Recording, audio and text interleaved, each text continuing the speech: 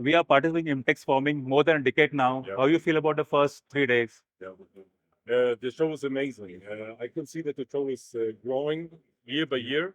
The level of quality of visitors is increasing a lot. We see many decision makers here. The people are ready to invest, and we see that the market is growing extensively.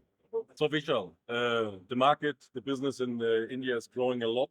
Where do you see the perspective for Kjellberg in India? Where do you see the segments? Where do you see the most demand in the next years? As you know, Falk, India is an emerging market. Yeah. We have a lot of perspectives here. Okay, let's say from the railways to shipbuilding, yellow goods manufacturer. We have many opportunities here. So India soon going to be let's say largest third economy in the world. So there are multiple opportunities.